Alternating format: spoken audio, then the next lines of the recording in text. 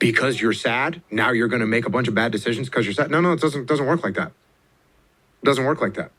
You're sad. Okay. You get emotional sometimes. Okay. Got it. Now get control of your emotions and carry on with your life. And sometimes you're going to get hit with those waves, and that's okay. I think that's a big misconception. Oh, I'm having an emotional moment right now. There's something wrong with me. No, there's nothing wrong with you. There's nothing wrong with you. The other extreme is, oh, I'm letting my emotions run my life and I'm making a bunch of bad decisions. And my excuse is, well, I lost some friends or I had this traumatic experience happen to me. That's why I'm doing. That's just an excuse. And it's a very easy excuse. And in society, the last thing I want to say to you is, well, you can't act like that. Oh, you lost one of your friends? Hey, that doesn't mean you can make an excuse. You can't use that as an excuse. No, I go, hey, man, okay. That's what I say, right? I'm a polite person.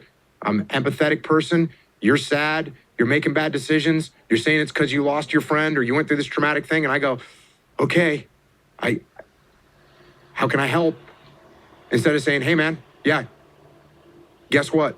It's time to carry on. I've told 1,000 veterans this. Remember, don't dwell. Remember your friends. Don't dwell in the past, though.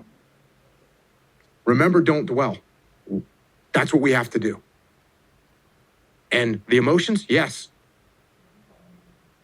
Embrace those emotions, but don't let those emotions embrace you. Don't let those emotions run your life.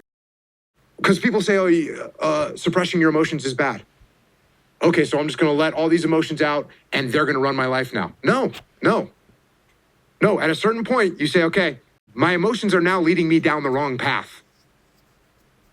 I'm in control. I'm not going to allow my emotions to make my decisions. They're in the calculus. I'm not saying take your emotions out of the calculus, but they have to be one component of your calculus, not the whole equation. The equation has to include emotions, yes. Logic, yes. Future, yes. Goals, yes. Family, yes. Work, yes. Finances, yes. All those things have to be in the calculus. Emotions has to be a part of that calculus. You can't pull them out of there or they'll bite you.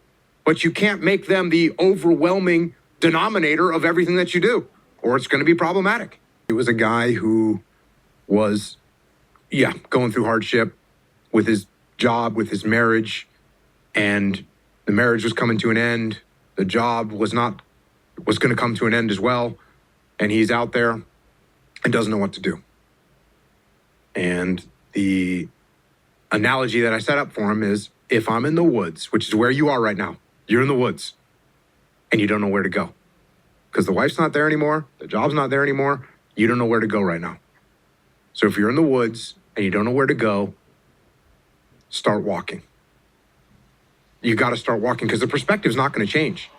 You have to start moving forward. You have to start taking steps in order to improve your vision, improve your perspective, change your perspective, make some kind of progress. And worst case scenario, you figure out that you walked the wrong direction. Okay, now you can go walk in the other direction.